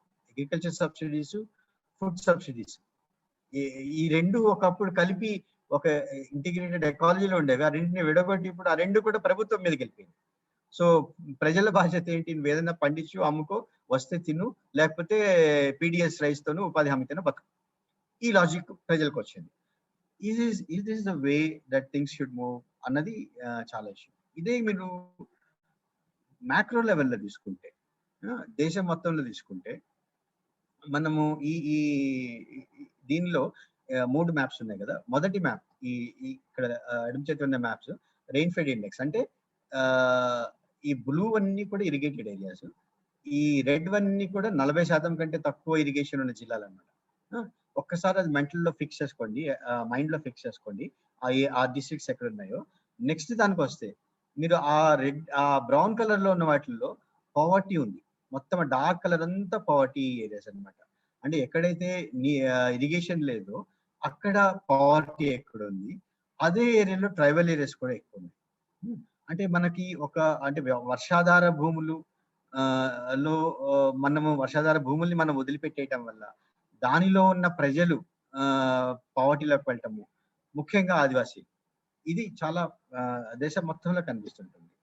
అలానే చూసుకుంటే మొత్తము కానీ ఈ మనం వదిలేసిన వర్షాధార భూములు అవి దానిలో అసలు పంటలు పండవా అని చూసుకుంటే దేశం మొత్తం మీద ఈవెన్ వరిలో 40% వరి మనకి వర్షాధార వరి. మిల్లెట్స్ లో 89% మిల్లెట్స్ మనకి వర్షాధారం. ఈవెన్ కాటన్ లో 73% వర్షాధారం. ఆయిల్ సీడ్స్ మనం ఏదైతే చూస్తే నూనె గింజలు అనుకుంటున్నామో అట్లా 69% మన వర్షాధార భూమి వచ్చేస్తుంది. అలానే అపరాల్ పల్సెస్ అన్నింటిలో 88% మనకి వర్షాధార భూములు వస్తుంది. అంటే వర్షాధార భూముల్లో నుంచి మాకు దేశంలో ఫుడ్ సెక్యూరిటీ రావట్లేదు. కాబట్టి మనం ఇరిగేషన్ తీసుకొచ్చి ఇరిగేషన్ ఇచ్చి అక్కడ మనం ఎక్కువ వరి పండిద్దాము. ఆ పండించిన వరిని మిగతా అంతా ఇద్దాము అన్న దానిలో చూసుకుంటే ఏదైతే న్యూట్రిషన్ కంపోనెంట్ ఉందో, మీరు వరి, వీటు, కార్బోహైడ్రేట్స్ అనుకుంటే మిగతావన్నీ న్యూట్రిషన్ అనుకుంటే ఆయిల్, పల్సెస్ ఇవన్నీ న్యూట్రిషన్ అంతా వర్షాధార భూముల్లో ఉంది. కార్బోహైడ్రేట్స్ అన్ని ఇరిగేటెడ్ ల్యాండ్ లో ఉంది. ప్రభుత్వం వ్యవసాయం అంతా కూడా ఖర్చులు, ఇన్వెస్ట్మెంట్ అంతా కూడా ఇరిగేటెడ్ దాంట్లో. ఇలానే this is the summary of the whole thing. National food security ఒకప్పుడు PL 480 స్కీమ్ లో నుంచి అమెరికా నుంచి షిప్స్ లోడ్స్ వస్తే అప్పుడు అనేవాళ్ళు షిప్ టు మౌత్ అని. ఒక షిప్ లోడ్ వస్తే కనుక అక్కడి నుంచి మనం డిస్ట్రిబ్యూట్ చేసి ఆహారం దీన్ని తీసుకునే వాళ్ళము. ఆ స్థితిలో నుంచి చూసుకుంటే అప్పుడు అట్లానే గ్రీన్ రెవల్యూషన్ మొదలైంది. దానిలో ఫెర్టిలైజర్ సబ్సిడీలు, ఇరిగేషన్ సబ్సిడీలు, పవర్ సబ్సిడీలు అన్ని ఇచ్చి మనం గ్రీన్ రెవల్యూషన్ తీసుకొచ్చాము. ఆ తీసుకొచ్చిన దాని లాజిక్ ఏంటంటే గ్రీన్ రెవల్యూషన్ లో కొన్ని డిస్ట్రిక్ట్ లో ఒక 160 జిల్లాల్లో మనం ఎక్కువ ఇన్వెస్ట్మెంట్ చేస్తే అక్కడ బాగా పండిస్తే అక్కడ వచ్చిన సర్ప్లస్ తో మనం రైతులకి ఎష్యూర్డ్ ప్రైజ్ ఇచ్చి, కొనుగోలు ధర ఇచ్చి, తర్వాత గ్యారంటీడ్ పర్చేజ్ ఇచ్చి, మినిమం సపోర్ట్ ప్రైజ్ లో అవన్నీ తీసుకుని మనము FCI ద్వారా కొనుక్కుందాము. కొనుక్కుని మన గిడ్డంగుల్లో పెట్టుకుందాము. దానిని మళ్ళీ ఎక్కడైతే ఆకలి ఉందో, ఎక్కడైతే పేద ప్రజలు ఉన్నారో వాళ్ళకి పబ్లిక్ డిస్ట్రిబ్యూషన్ నుంచి డిస్ట్రిబ్యూట్ చేద్దాము. ఇది ఈ సిస్టమ్ లో నుంచి వచ్చిన వ్యవసాయం గ్రీన్ రెవల్యూషన్ వ్యవసాయం. ఆ సిస్టమ్ లో నుంచి ఇంపాక్ట్ చూసుకుంటే మీరు ఇది అనంతపూర్ జిల్లాలో ఉన్న ఇది కరెక్ట్ గా ఇది ఇంకా ఆ ₹2 కిలో బియ్యం వల్ల కూడా వచ్చినది కొంత. మీరు చూసుకుంటే ఈ రెడ్ లైన్ ఏదైతే ఇట్లా పడిపోతుందో, ఏదైతే ఇక్కడ డిక్లైన్ అయిందో అది ఫుడ్, అది మైనర్ మిల్లెట్స్. ఏవైతే మైనర్ మిల్లెట్స్ ఉన్నాయో అవి ఈ బ్రౌన్వి. ఈ ఫుడ్ గ్రెయిన్స్ ఏవైతే ఉన్నాయో అనంతపురం జిల్లాలో ఒకప్పుడు ఈ లెవెల్ ఆఫ్ ఫుడ్ గ్రెయిన్స్ పండేవి 61లో చూసుకుంటే. ఇప్పుడు చూసుకుంటే ఈ లెవెల్ ఆఫ్ ఫుడ్ గ్రెయిన్స్ పండుతుంది. అదంతా కూడా మోనోక్రాప్ ఆఫ్ గ్రౌండ్నట్ రీప్లేస్ చేస్తుంది. మొత్తం అంతా గ్రౌండ్నట్ ఉంటే చాలు, మిగతా ఏం అక్కర్లేదు, గవర్నమెంట్ ఇస్తుంది బియ్యం, దాంతో కొనుక్కుని తిందాము, డబ్బులు సంపాదించుకుని ఆ డబ్బులతో మనం మిగతా కొనుక్కుందాం అన్న వ్యవసాయంలో నుంచి అన్న ఆలోచనలో నుంచి వ్యవసాయంలో వచ్చిన మార్పు అన్నమాట. ఒక మోనోక్రాప్ గ్రౌండ్నట్ దేశమంతా వెళ్ళిపోయింది. ఏదైతే ఒక వాళ్ళందరికి వాళ్ళు పండించుకుని తినే వ్యవసాయం ఉందో అదంతా పోయింది. ఏది పోయింది అని చూసుకుంటే ఆ పోయింది చాలా న్యూట్రిషన్. మనం ఇందాక చూసాం కదా, ఎనీమియా అన్ని చోట్ల ఉన్నది. కానీ మీరు చూసుకుంటే ఇక్కడ లిటిల్ మిల్లెట్ సామాన్లు చూసుకుంటే సామాన్లో హైయెస్ట్ లెవెల్స్ ఆఫ్ రాగి ఉంటుంది. ఈ సామాన్ని మనం రైస్ తో రీప్లేస్ చేసాం. ఈ సామాన్లు, కొరలు అయితే బాజ్రా ఇవన్నీ ఉన్నాయి, మిల్లెట్స్ ఉన్నాయో వాటిని రైస్ తో రీప్లేస్ చేస్తే ఎనిమి రాకుండా ఎట్లా ఉంటుంది? సో అది ఆ క్రాప్ షిఫ్ట్స్ న్యూట్రిషన్ మీద, మైక్రోన్యూట్రియంట్స్ మీద చాలా ఇంపాక్ట్ పడుతుంది. ఇప్పుడు వచ్చి ఐరన్ టాబ్లెట్స్ తింటున్నాం. అట్లనే మీరు చూసుకుంటే తక్కువ నీళ్లతో అయిపోయేది. రాగి చూసుకుంటే ఒక 300-400 mm రైన్ఫాల్ తో అయిపోయేది. రైస్ తో చూసుకుంటే 1200 mm కావాలి. తక్కువ నీళ్లతో పండే పంటల్లో నుంచి మనము ఎక్కువ నీళ్లు పెట్టి పండించే దానిలో పడినాం. ఎక్కువ నీళ్లు, ఎక్కువ ఫెర్టిలైజర్స్. అంటే మన వాటర్ ఇంటెన్సిటీ ఆఫ్ ఫుడ్, మన అయితే ఒక కిలో తిండి తింటున్నామో దానిలో వాటర్ ఎంత ఉంటుందని చూసుకుంటే అతి తక్కువ వాటర్ తో వచ్చే డైవర్సిఫైడ్ న్యూట్రియంట్ ఫుడ్ లో నుంచి చాలా ఎక్కువ నీళ్లు పెట్టి తక్కువ మైక్రోన్యూట్రియంట్స్ ఉండి, తక్కువ ఫైబర్ ఉండి, ఎక్కువ కార్బోహైడ్రేట్స్ ఉన్న దానిలోకి మనం షిఫ్ట్ అయ్యాం. దాంతోనే ఆ గ్లైసెమిక్ ఇండెక్స్ పడిపోవటము, తర్వాత diabetes, whole lot of nutrition problems. So ఇప్పుడు మనం చూసుకుంటే మనకి ఒక పక్క ఒక హెల్త్ న్యూట్రిషన్ రిలేటెడ్ క్రైసిస్ ఉంది. అంటే మనకి హంగరు, మాల్ న్యూట్రిషన్, అట్లనే obeseness, overweight, nutritional disorder ఇవన్నీ కోఎగ్జిస్టింగ్. ఒక సెక్షన్ ఆఫ్ పాపులేషన్ లో ఒబెసిటీ ఉంటుంది, ఒక సెక్షన్ ఆఫ్ పాపులేషన్ లో హంగర్ ఉంటుంది. సో ఒక diversified society where no hunger, malnutrition and obesity coexist. దానిలోకి వెళ్ళిపోయాము.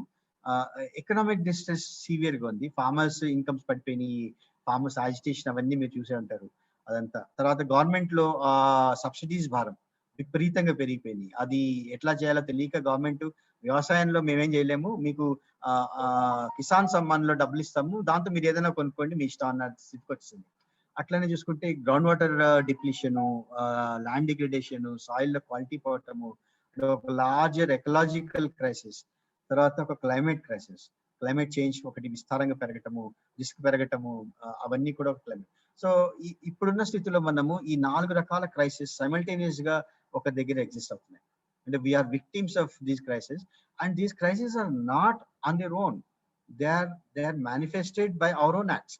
ఏదైతే వ్యవసాయ పందా మనం అవలంబించుకున్నామో, ఒక రూట్ లో వెళ్ళామో, ఆ రూట్ మనం ఇక్కడ దాకా చేసింది. సో ఇక్కడ నుంచి మనము వెనక్కి మనం వేరే రూట్ లోకి వెళ్ళటం ఎట్లా అన్నది నెక్స్ట్ ఇష్యూ. ఎట్లా మారుతుంది మన ఫుడ్ సిస్టమ్స్ ని, ఎట్లా ట్రాన్స్ఫార్మ్ చేయగలుగుతాము అన్నది. అంటే ఒక పీస్ మీల్ సొల్యూషన్ కాకుండా ఒక ఇంటిగ్రేటెడ్ ట్రాన్స్ఫర్మేషన్ ఎట్లా వస్తుంది అన్న దానిలో just I spend few more things.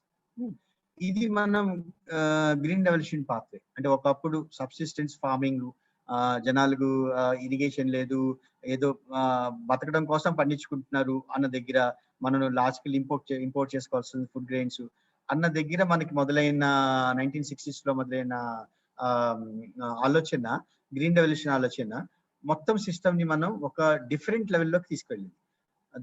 అంటే మొత్తం టెక్నాలజీ మారిపోయింది, సపోర్ట్ వ్యవస్థలు మారిపోయినాయి, టెక్నాలజీ మారిపోయినాయి, అన్ని మారిపోయినాయి, ఫైనాన్షియల్ సిస్టమ్స్ మారిపోయినాయి, రైతుల కల్చర్ మారింది. అదంతా కూడా ఎక్కడికి ఇప్పుడు ఒక గ్రీన్ రెవల్యూషన్ లోకి వచ్చాము, ఒక సిస్టమ్ లో నుంచి వేరే సిస్టమ్ లోకి వచ్చాము. దానిలో ఏంటి, నేషనల్ ఫుడ్ సెక్యూరిటీ. మనకి దేశం మొత్తంలో చూసుకుంటే ఆహార భద్రత, ఆరోగ్య భద్రత లేదు, న్యూట్రిషన్ భద్రత లేదు, కానీ ఆహార భద్రత. ఎందుకంటే మనకి సఫిషియంట్ బఫర్ స్టాక్స్ ఉంది, ప్రొడక్టివిటీ పెరిగింది, సర్ప్లస్ ఉంది, పీడిఎస్ అన్ని చోట్లకి వెళ్తోంది. ఇక్కడికి వచ్చాం. లేకిన్ ఇక్కడ దీనిలో నుంచి వచ్చిన సమస్యలు ఏంటి, మనకి న్యూట్రిషన్ ప్రాబ్లమ్స్, ఇవన్నీ కూడా ఆ క్రైసిస్ ఏదైతే ఇందాక 4 రకాల క్రైసిస్ ఉన్నామో ఇప్పుడున్న స్థితిలో వచ్చింది. ఇక్కడి నుంచి మనం చూసుకుంటే అది ఈ గ్రీన్ రెవల్యూషన్ రావడానికి ఏం చేశారు అంటే, ఏదో ఒక పర్టికులర్ ప్రోగ్రాము, ఒక పర్టికులర్ ప్రాజెక్ట్ చేయలేదు.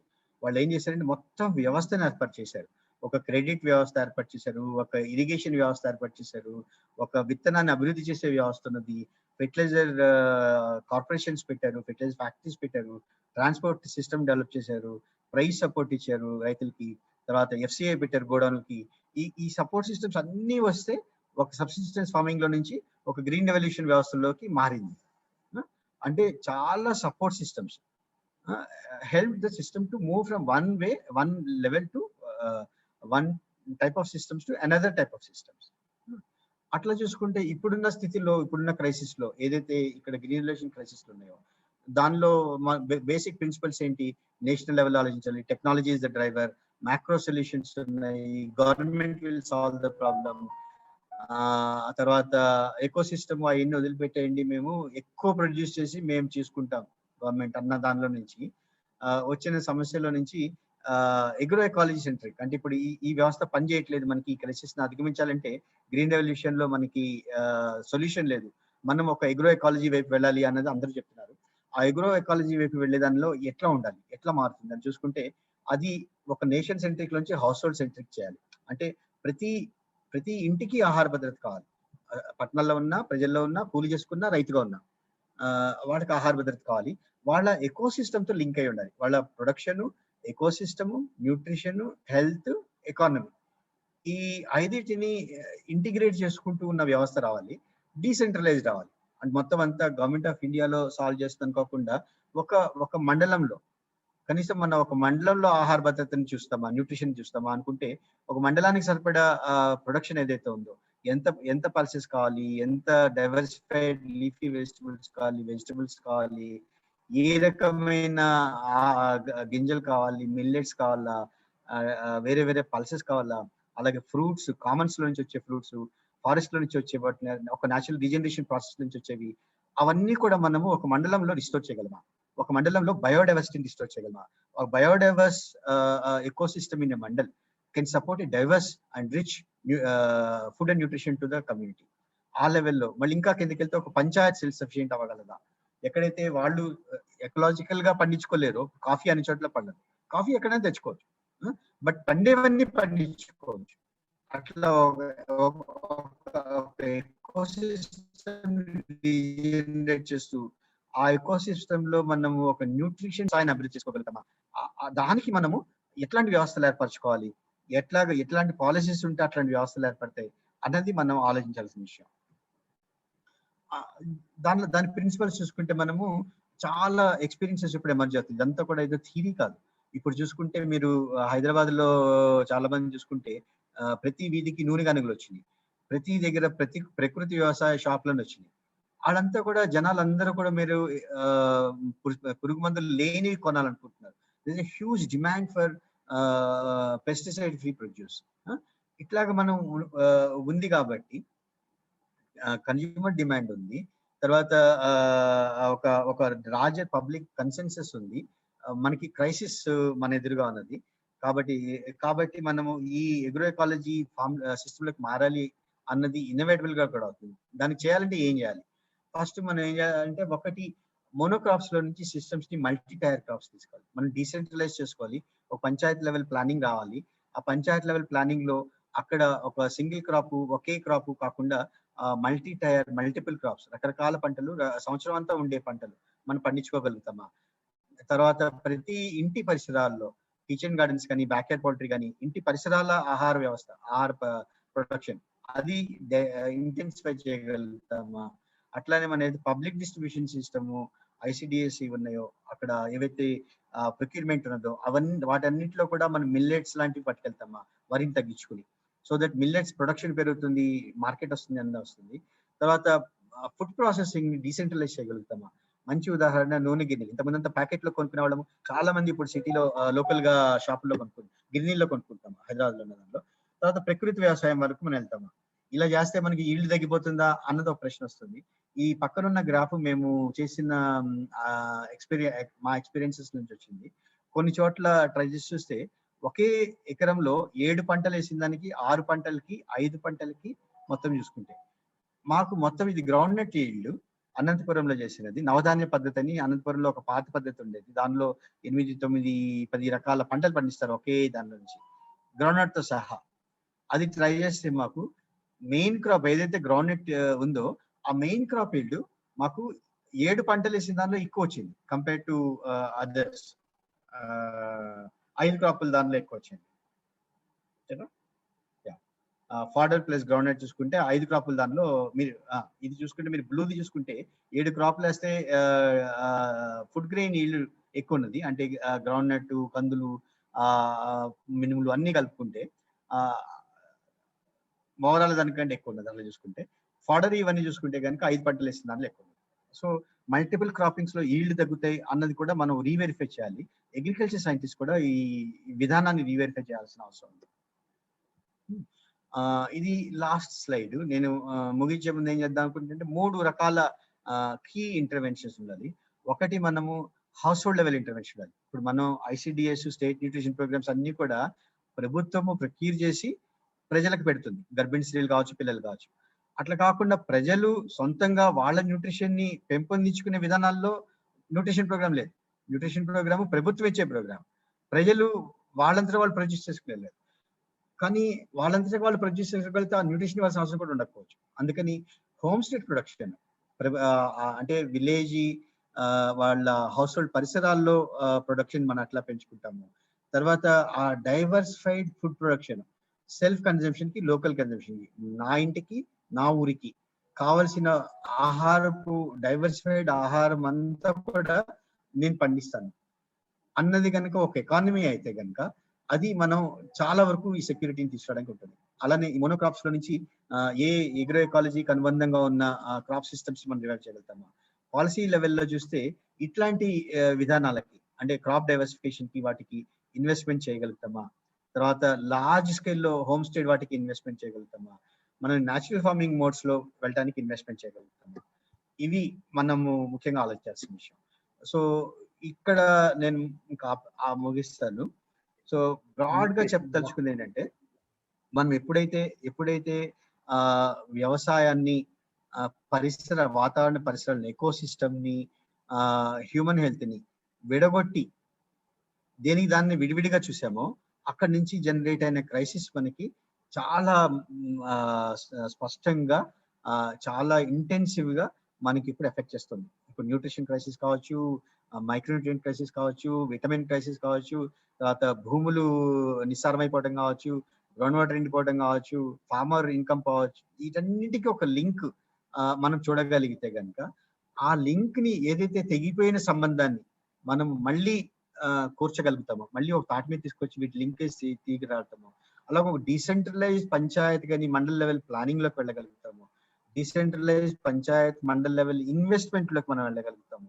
అంటే స్టేట్ గవర్నమెంట్ మాయబాప్ గా నేను చూసుకుంటాను, నేను ఇది ఇస్తాను అది ఇస్తాను కాకుండా ఒక పంచాయత్ సెల్ఫ్ సఫిషియన్సీ వైపు వెళ్ళేటట్లు ఎట్లా గవర్నమెంట్ సహాయం చేస్తుంది అన్న దాంట్లోకి మన పాలసీ మార్చగలిగితే, మల్టిపుల్ క్రాప్ సిస్టమ్స్, ఒక న్యాచురల్లీ మ్యూచువల్లీ స్ట్రెంథనింగ్ సిస్టమ్ మనం రివైవ్ చేయగలిగితే, ఒక సిస్టమిక్ వేలో మనము ఫుడ్ క్రైసిస్ ని అడ్రస్ చేసి వెళ్ళవుతాము.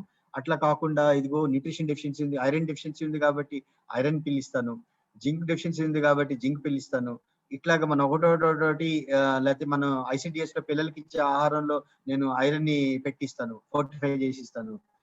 ఈ పీస్ మీల్ వ్యవహారాలు, piecemeal solutions will not take us anywhere. ఏదో చేస్తున్నట్టు కనిపిస్తుంది కానీ ముందుకెళ్ళాం, సైకిల్ స్టాండర్స్ తొక్కినట్టు ఉంటుంది. సో అట్లా కాకుండా మనం ఒక ఇంటిగ్రేటెడ్ సొల్యూషన్ వైపు ముందుకెళ్ళగలుగుతామా అన్నది మన ముందు ఉన్నది. ఇది మన వ్యవసాయంలో చేసుకోవచ్చు, మన ఇంటిలో చేసుకోవచ్చు. ఇది అంత గవర్నమెంట్ చేసేదే కాదు, ప్రతి ఇంటిలో చేసుకోవచ్చు, ప్రతి ఊర్లో చేసుకోవచ్చు, ప్రతి ఎకో సిస్టమ్ లో చేసుకోవచ్చు. సో మన బాధ్యత కూడా దీనిలో ఉంటుంది. సో ఇక్కడ నేను ఇంకా ముగిస్తాను. Okay, thank you so much sir. Time to transform the food system topic పైన 1916 నుంచి 2018 వరకు ఏ విధంగా ట్రాన్స్ఫార్మ్ అయింది లేదా ఏ విధంగా ఉంది అనేటువంటి విషయాన్ని చాలా క్లియర్ గా మాకు ఎక్స్ప్లెయిన్ చేశారు. సో ఈ టాపిక్ పైన ఓన్లీ రిలేటెడ్ దిస్ టాపిక్ మీకు ఏమైనా క్వశ్చన్స్ ఉన్నట్లయితే మీరు చాట్ బాక్స్ లో మీ క్వశ్చన్స్ రాయండి. ఎవరైనా అడగాలనుకుంటే కనుక మీకు హ్యాండ్ రేజ్ చేసినట్లయితే మేము మీకు అన్మ్యూట్ చేసి మీకు టైం ఇస్తాము. You can ask the questions. ఈ టాపిక్ కి సంబంధించిన క్వశ్చన్స్ అడగాలని రిక్వెస్ట్ చేస్తున్నాం.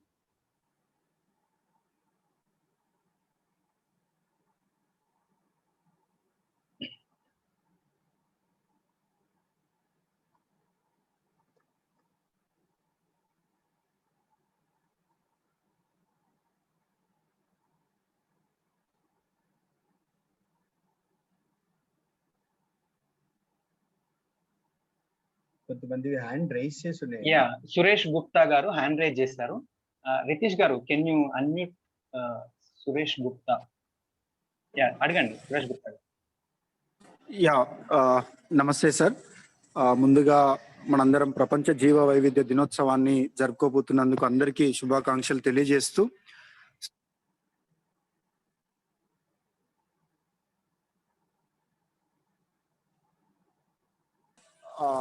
ఎట్లా అంటే ప్రభుత్వాల బాధ్యత అనేది కాకుండా ఒక విలేజ్ లెవెల్లో ఏ రకంగా స్టార్ట్ చేయాలి అనేది, ప్లస్ ఏవేవైతే అందుబాటులో ఉంటాయో ఆ క్రాప్స్ ని కొనుక్కునేటటువంటి ప్రయత్నం చేయాలని చెప్పారు. సో ఒకే ఒక చిన్న ప్రాబ్లం, ఇప్పటి వరకు ఎవరైనా రైతులు వేసుకున్నటువంటి వాళ్ళు ఎవరైతే కొర్రలు కానీ అండు కొర్రలు కానీ వేసుకున్నటువంటి రైతులు ఎవరైతే ఉన్నారో వాళ్ళకి ఈ ప్రాసెసింగ్ యూనిట్ అది ఒక్క చిన్న ఆ గ్యాప్ ఒక్కటి, దాని వల్ల మళ్ళీ నెక్స్ట్ టైం అనేది వేయడానికి వాళ్ళు ముందుకు రాలేకపోతా ఉన్నారు.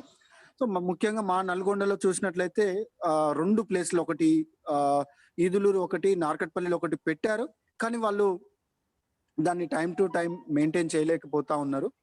సో ఇప్పుడు ఆల్రెడీ ఇక్కడ గవర్నమెంట్ కూడా ఇన్వాల్వ్ అయిపోయి, అంటే బయోడైవర్సిటీ బోర్డు నుంచి కానీ లేదంటే మిగతా సభ్యులు చాలా మంది దీంట్లో ఇన్వాల్వ్ అయ్యారు కాబట్టి అట్లీస్ట్ డిస్ట్రిక్ట్ లెవెల్లోనైనా లేదంటే డివిజన్ కి ఒక ఈ మిల్లెట్ ప్రాసెసింగ్ యూనిట్ ని, అంటే మనం ఏదైతే వడ్లని బియ్యం చేసేటటువంటి యంత్రాలని కనుక ఒకటి చేయగలిగితే అది కొంత బాగుంటది అని చెప్పేసి నాకు అనిపించిన sir. So once again thank you sir. So ఈ రకంగా మీరు అటు గవర్నమెంట్ కానీ లేదు అంటే మిగతా డిపార్ట్మెంట్, అలైడ్ డిపార్ట్మెంట్స్ వాళ్ళకి కానీ ఏమైనా చేయొచ్చా, అవకాశం ఉందా అనేది నా క్వశ్చన్ సార్. శిరీష్ గారు, దీనిలో ఈ మధ్యలో అంటే మేము వాసన నుంచి ట్రై చేసాము, చాలా స్టాండర్డ్ అయింది. ఖాదర్వల్లి గారికి కూడా అప్పుడు కొంత చెప్పారండి. మిక్సీస్ మామూలు డెస్క్టాప్ మాడిఫై చేసి దానిలో మన కొర్రలు సాములు బాగా ప్రాసెస్ అవుతున్నాయి, మంచి రికవరీ వస్తుంది. మేము ఇప్పుడు ఇక్కడ నేను చాట్ బాక్స్ లో పెట్టాను gofameasy.com అని. మీ దానిలోకి వెళ్తే ఆ మిక్సీస్, ఒక్క మిక్సీ ఉంటే దాదాపు ఒక 25 హౌస్ హోల్డ్ కి మధ్యలో ఒకటి ఉంటే చాలు. చిన్న ఎంటర్ప్రైజ్ లాగా ఉంటే మనం మిల్లెట్స్ బయట ఎక్కడికో తీసుకువెళ్ళి ప్రాసెసింగ్ చేసి రావక్కర్లేదు. ఆ 25 హౌస్ హోల్డ్ సంబంధించిన కన్జంప్షన్ అంతా కూడా మనం లోకల్ గా అక్కడే చేసుకోవచ్చు. చాలా బాగా, మేమైతే చాలా ఎంటర్ప్రైజ్, దాదాపు ఒక 50 ఎంటర్ప్రైజ్లు ఇప్పటికి ప్రమోట్ అయినాయి. చాలా సింపుల్ గా అయిపోతుంది. మిల్లెట్ ప్రాసెసింగ్ లో మంచి సొల్యూషన్ అనిపించింది. ఒకసారి మీరు ఆ సైట్ చూడండి. తప్పకుండా సార్. ఇది ఎందుకంటే మీరు అన్నది కూడా అంటే ఎవరి మీద డిపెండ్ కాకుండా రైతులే నేరుగా వడ్లు కొనుక్కొని వాళ్ళు కూడా ఇన్వాల్వ్మెంట్, అది బుచ్చి మిక్సింగ్ ద్వారా ఖాదర్వల్లి గారు విన్నాను. నేను ఇక్కడ మహబూబ్ నగర్ లో గన్పూర్లో ఉన్నటువంటి బసవరాజు వారితో కూడా నేను కొంతమందికి ఇప్పించడం జరిగింది. సో దీన్ని ఇంకా లార్జ్ స్కేల్లో అటు రైతు నేస్తం, అటు మన పల్లె సృజన వాళ్ళకు కూడా నేను సమాచారం ఇవ్వడం జరిగింది. దీన్ని ఇంకా మన ఇన్నోవేటర్స్ ఎవరైనా, రూరల్ ఇన్నోవేటర్స్ ద్వారా ఎవరైనా దీన్ని ఇంకా కొంచెం అప్గ్రేడ్ చేసి ఈజీగా ఉండేటట్టు ఏమైనా చేయొచ్చు అని బ్రిగేడియన్ గణేశన్ గారు కూడా వారికి ఆ సమాచారం అందేటట్టు చేయడం జరిగింది సార్. తప్పకుండా దీన్ని మేము సూచన గమనిస్తాం సార్. ధన్యవాదాలు సార్. దీనిలో కొంచెం మాడిఫైడ్ మిక్సెస్ అండి, కొంచెం దాన్ని రెక్టిఫై చేసి, ఇష్యూస్ రెక్టిఫై చేసి స్టాండర్డ్స్ చేసినవి. ఆ సైట్ లోకి వెళ్ళి చూడండి, ఇంకా మీకు ఓకే. మీరు పెట్టారా సార్, లింక్ పెట్టారా సైట్? లింక్ పెట్టండి, gofameasy.com. మళ్ళీ పెట్టండి. Okay gofameasy.com. Okay sir. Okay sir. ఇంకొక విషయం అండి, జస్ట్ మనందరం ఒక సంతోషించదగ్గ విషయం, అటు రవీంద్ర గారు ఎన్నో సంవత్సరాల నుంచి కృషి కావచ్చు, లేదు అంటే ఖాదర్వల్లి గారి కృషి కావచ్చు, లేదంటే మన భారత ప్రభుత్వం చేసుకున్న కృషి కావచ్చు, అంతర్జాతీయంగా మిల్లెట్స్ ని తీసుకెళ్లేటటువంటి ప్రయత్నంగా ఇయర్ ఆఫ్ ద మిల్లెట్స్ 2023ని డిక్లేర్ చేయడం జరిగింది. అది అందరికీ సంతోషించదగ్గ విషయం. అంటే ఒక ప్రపంచ స్థాయిలో మిల్లెట్స్ ని తీసుకెళ్లడానికి, లేదంటే గ్రామీణ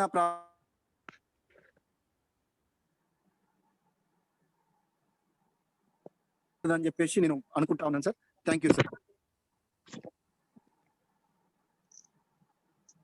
Mahesh Biyani has a question.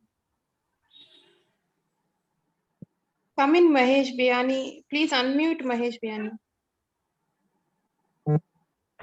Yeah, thank you for providing this opportunity. First of all, nice presentation, sir. Actually, మేము దేశపాండే ఫౌండేషన్, మేము తెలంగాణలో మోస్ట్లీ కాటన్ రైతుల పైన మేము ఒక సుమారు తెలంగాణ, కర్ణాటక కలిపి 1,00,000 మంది రైతులతో వర్క్ చేస్తున్నాం. సో మీరు ఏదైతే ఈ సెషన్లో చెప్పారో, అబ్సల్యూట్లీ జరుగుతున్న అగ్రికల్చర్లో కావచ్చు, ఈకో సిస్టమ్ కావచ్చు, ఎట్లా మనము దూరం అవుతున్నాము, ఏం అనర్థాలు జరిగినాయి, చాలా నైస్ ప్రజెంటేషన్. సో మేము ఇప్పుడు ఒక సస్టైనబుల్ సొల్యూషన్ తీసుకురావడం కోసం ఈ కాటన్ క్రాప్ లో వర్క్ చేస్తున్నాం సార్. దానికి సంబంధించి మీరు ఎండ్లో ఒక సొల్యూషన్స్ చెప్పారు, ఏది what should we focus and multi cropping system, multi tier cropping system. So మేము ఈ సంవత్సరం నుంచి ఈ కాటన్ క్రాప్ లో మల్టీ క్రాపింగ్ సిస్టమ్ అనేది ఎస్టాబ్లిష్ చేయాలనుకుంటున్నాం. మేము యాక్చువల్గా గ్రౌండ్ లో 1200 విలేజ్ లో వర్క్ చేస్తున్నాం తెలంగాణలో. సో మీరు అన్నారు కదా, మండల్ బేస్డ్ వెళ్ళాలా లేదా పంచాయతీ లెవెల్లో వెళ్ళాలా అనేది మీరు ఇందాక చెప్పడం జరిగింది. సో మేము ఈ సంవత్సరం ఒక పైలట్ ప్రాజెక్ట్ గా కొన్ని ఆదిలాబాద్, సిద్దిపేట్ అండ్ నల్గొండ, జనగాం ఈ 4 ఏరియాలలో కొన్ని పైలట్స్ చేయాలనుకుంటున్నాం సార్ ఈ మల్టీ క్రాపింగ్ సిస్టమ్ లో. లైక్ కాటన్ లో ఎప్పుడైతే మనకు గ్రీన్ రెవల్యూషన్ వచ్చి ఇప్పుడు గ్రెయిన్స్ పైన చాలా ఎఫెక్ట్ పడ్డవాట వాస్తవం, మీరు ఇందాక ప్రశ్నించారు. సో దీంట్లో 60-40 రేషియోలో ఈ మిల్లెట్స్ కాటన్ కానీ, లేకపోతే వెజిటేబుల్ విత్ కాటన్ కానీ, లేకపోతే పల్సెస్ విత్ కాటన్ కానీ, ఇట్లా మనము ఒక సిస్టమ్ ని డెవలప్ చేయాలని మేము మా యొక్క లాస్ట్ మీటింగ్ లో, మేము ఇయర్లీ మీటింగ్ లో మేము డిసైడ్ కావడం జరిగింది. సో మేము ఏం ఎక్స్పెక్ట్ చేస్తున్నాం అంటే, గవర్నమెంట్ నుంచి కావచ్చు, స్టేట్ బయోడైవర్సిటీ బోర్డు నుంచి కావచ్చు, సో దీనికి సంబంధించి మాకు ఏదైనా కొలాబరేషన్ కానీ మాకు ఏదైనా సపోర్ట్ కానీ ఏదైనా అందిస్తే మేము డెఫినెట్గా మీతో మేము ముందుకెళ్తామని మేము చెప్పుకుంటున్నాం. మహేష్ గారు, ఒక స్మాల్ ఎడిషన్ టు మీరు చెప్పిన దానికి మేము ఒకటి ప్రయత్నం ఏం చేసామంటే కొల్లం గ్రామాల్లో, కొల్లం గ్రామాల్లో ఆదిలాబాద్లో పాత వ్యవసాయ పద్ధతులు ఎట్లా ఉంటాయి అన్నదంతా ఎక్స్ప్లోర్ చేశాం. మీరు కూడా ఒకసారి అది చూస్తే కనుక బాగా పాత ఇప్పుడున్న జనరేషన్ కాకుండా అంత ముందు జనరేషన్స్ లో చాలా క్రాపింగ్ సిస్టమ్స్ ఉన్నాయండి. ఆ క్రాప్ సిస్టమ్స్ లో చాలా డైవర్సిటీ ఉంది. అది రివైవ్ చేయగలిగితే, అది వాళ్ళకి తెలిసింది కూడా, కొంత రివైవ్ చేయగలిగితే చాలా తొందరగా రిజల్ట్స్ వస్తాయి. అంటే మళ్ళీ మనం కొత్త విధానం కనిపెట్టకుండా పాత విధానం తెలుసుకుని దానిలో నుంచి మళ్ళీ బిల్డ్ చేసుకుంటుంటే క్విక్ రిజల్ట్స్ వస్తున్నాయి. కొంత స్టడీస్ అవి ఉన్నాయి, ఎప్పుడైనా షేర్ చేసుకుంటాం. ఆ డీటెయిల్స్ కొంచెం మేము గో త్రూ కావాలనుకుంటున్నాం, ఎందుకంటే it's very important for society level. మీరు మెయిల్ చేస్తే then I can link you to the persons. Yeah please, కొంచెం చాట్ బాక్స్ లో మెయిల్ డీటెయిల్స్ అవి షేర్ చేయండి. Will definitely approach. నా మెయిల్ ఐడి రాసేయండి. Yeah thank you. So thank you so much, sir. Anybody else have any question, any query? Madam, chat box లో question ఉంది. Please narrate, Gopi. Speak.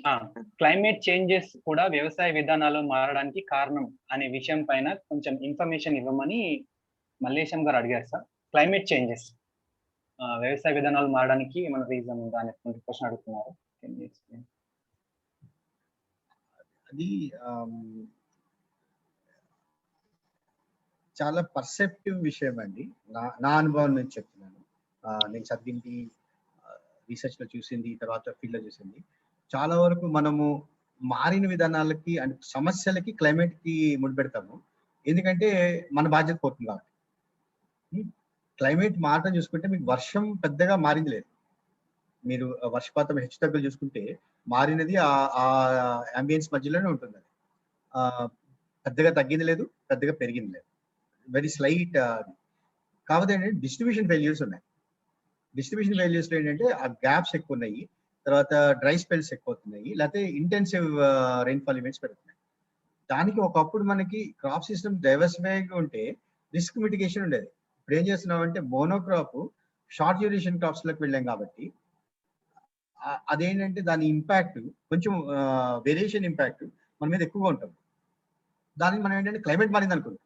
Climate మారడం కంటే కూడా మన వ్యవసాయ విధానం మారింది. మారిన వ్యవసాయ విధానము ఇంతకు ముందున్న క్లైమేట్ ఇప్పుడున్న క్లైమేట్ లోకి అయినా కానీ దానిలో ఉన్న డిస్టర్బెన్స్ తట్టుకునే వ్యవసాయం కాదు. ప్రాబ్లం అక్కడ వస్తుంది. మన వ్యవసాయ విధానాన్ని లో ఉన్న మార్పులు మనకి మోర్ వల్నరబుల్ గా చేసి క్లైమేట్ లో ఉన్న వేరియబిలిటీ. దెర్ ఇస్ 2 things కదా, climate change and climate variability. Climate variability మనకి ఎప్పుడూ ఉంటుంది. అంటే ఒక సంవత్సరం ఎక్కువ వర్షం పడుతుంది, ఒక సంవత్సరం తక్కువ పడుతుంది, ఎక్కువ ఎండలు వస్తాయి, తక్కువ ఎండలు వస్తాయి. ఈ వేరియబిలిటీ ఏదైతే అది ఎప్పుడు ఉంటుంది. క్లైమేట్ చేంజ్ అంటే ఏంటంటే ఒక సెక్యులర్ డైరెక్షన్ లో పెరగడమో తగ్గడమో అవుతుంది. అది మార్పు పక్కన పెడితే ఆ వేరియబిలిటీకి తట్టుకునే వ్యవసాయ విధానం ఒకప్పుడు ఉండేది. ఆ వ్యవసాయ విధానం మార్చుకోవడం వల్ల ఆ వేరియబిలిటీని తట్టుకోలేకపోతుంది వ్యవసాయం.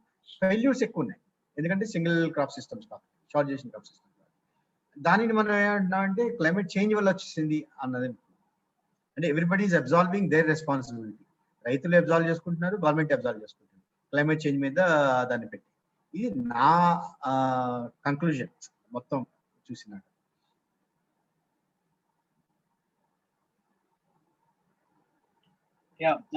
శ్రీనివాస్ ఎస్ ఎవరో క్వశ్చన్ ఉందంట. రితీష్ గారు, can you unmute him? Srinivas M. Yes, Gopi, read out the question. Actually, question రాలేదు. He didn't write any question, ma'am. But you want to ask? Okay, then leave it. Srinivas. If any question is pending at chat box, read that. Yeah, there is no question in chat box. Do we have?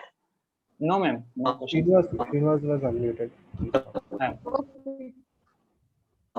Anybody else? Yeah.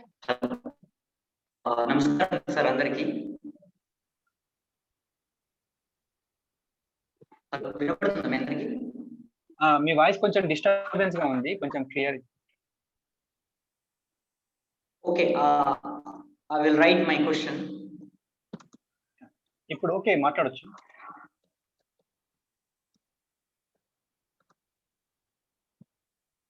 You speak, Srinivas Garu. Srinivas Garu, kindly speak out your question.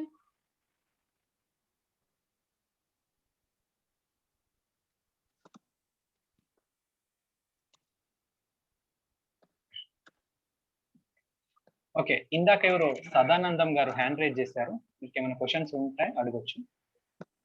Sadanandam.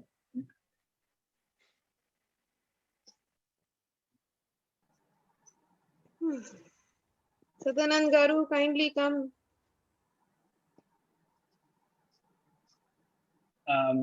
No, madam. Question chat box లో question ఉంది. If we fail to transform to old or multi-cropping system, what are the adverse effects we have to face in future? Just brief me, sir. Already ఉన్న crisis deepen అవుతుంది.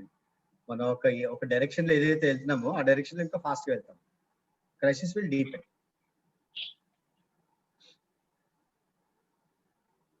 ఇప్పుడు మారకపోవడానికి choice లేదు.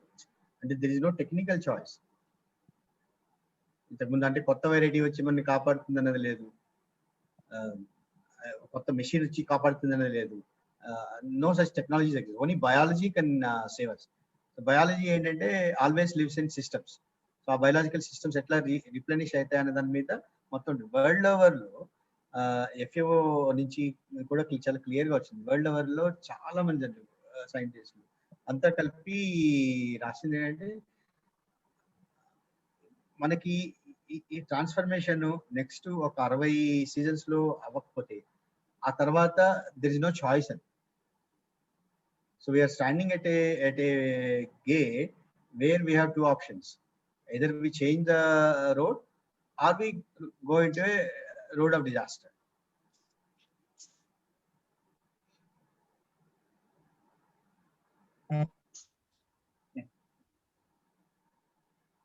Thank you sir.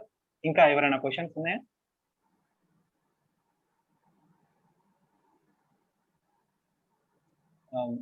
Questions లేనట్లయితే I will hand over this time to Riteish.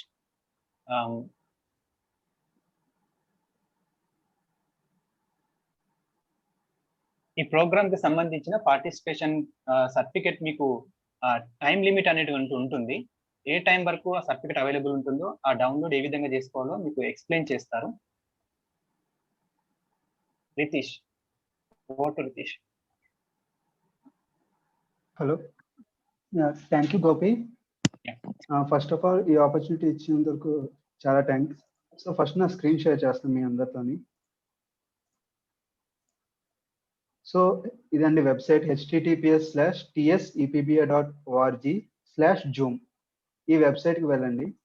వెళ్ళిన తర్వాత మీకు ఇక్కడ జనరేట్ సర్టిఫికేట్ అనే ఆప్షన్ కనిపిస్తుంది. ఓకే, సో అక్కడ మీరు జనరేట్ సర్టిఫికేట్ అని క్లిక్ చేసిన వెంటనే మీకు ఒక పాపప్ వస్తుంది. అక్కడ మీ నేమ్ని ఎంటర్ చేయండి, maximum 30 characters.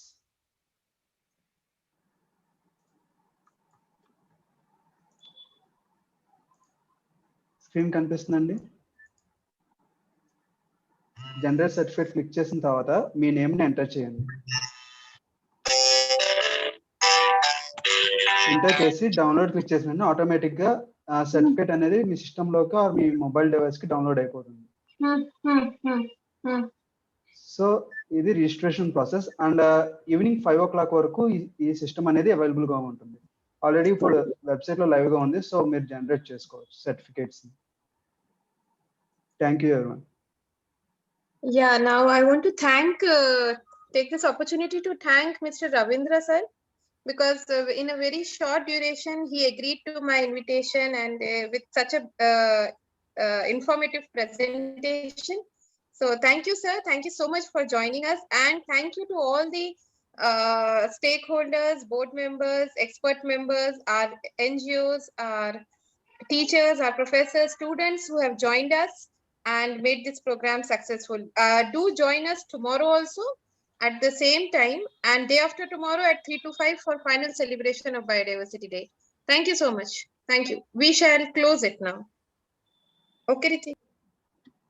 Okay, Thank ma'am. you. Thank you, Shilpi.